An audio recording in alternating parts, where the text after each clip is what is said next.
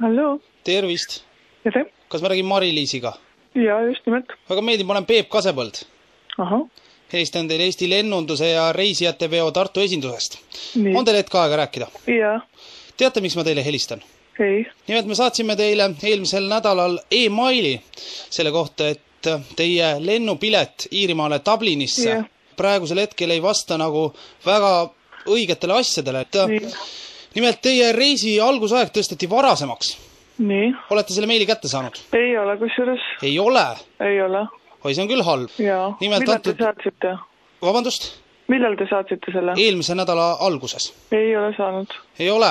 Nimelt see meil on selline, et kui meieni teilt tagasisidet ei ole tulnud, siis me nüüd oleme leppinud selle olukorraga, et olete nõus nende kriteeriumitega. Aga kui varasemaks on tõstetud siis? Homme hommikul kell 6:45 Tallinnast. Oi.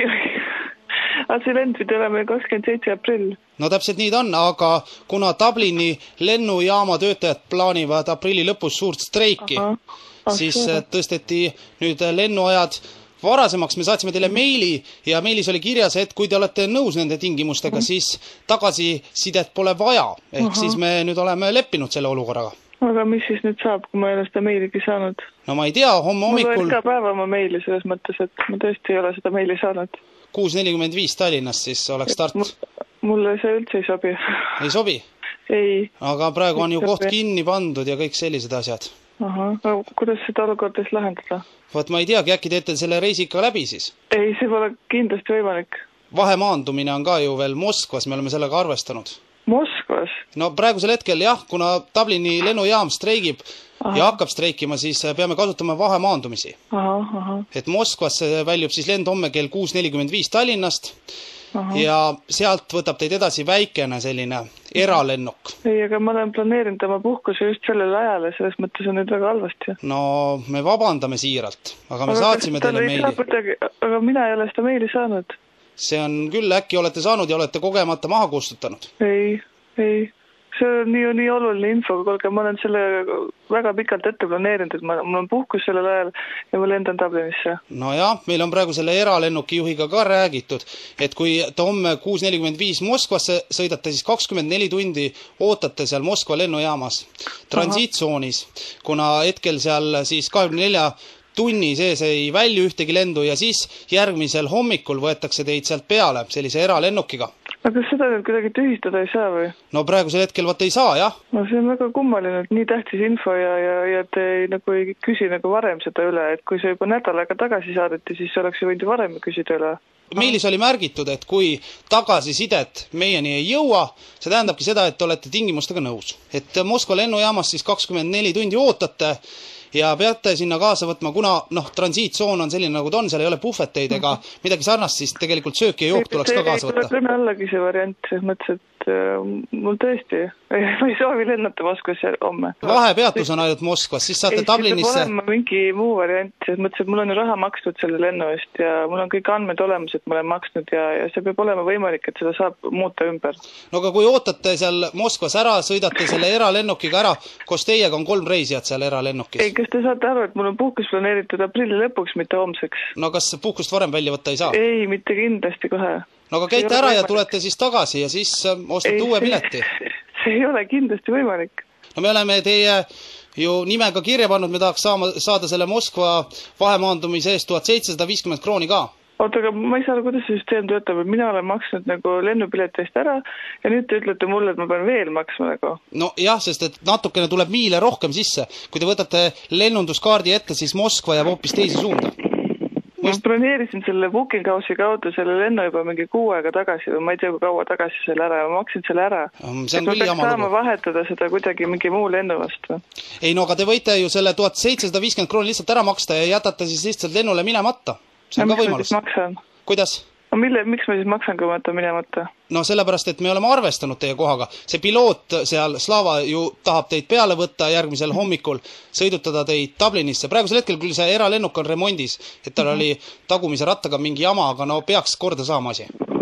Ei, aga ikkagi see nagu ei ole kuidagi viisi võimalik, et ma homme Moskvasse lendan. Moskva ei meeldi teile?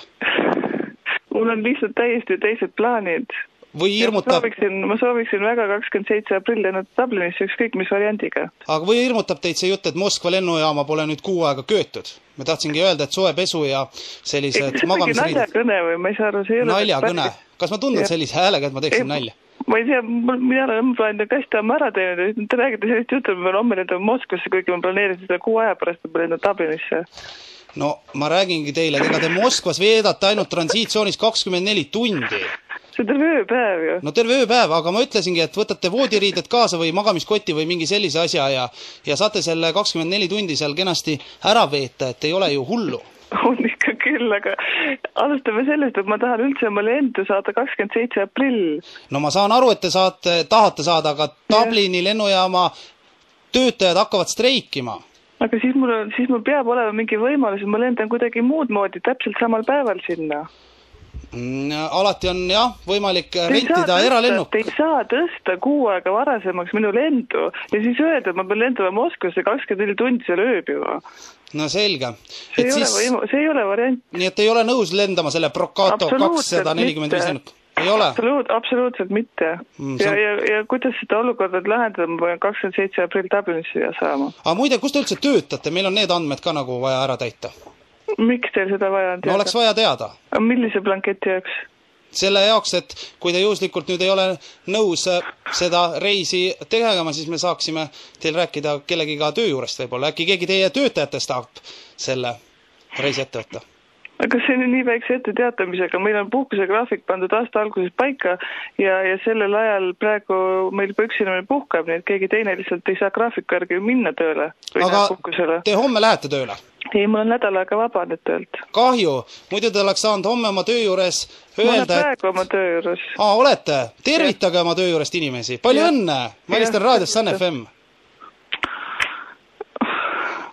Sinu töökaaslased tellisid läbi Sun FM-i eetri väikese tüngakõne. Kuna sul on homme sünnipäev, palju õnne ette juba ära.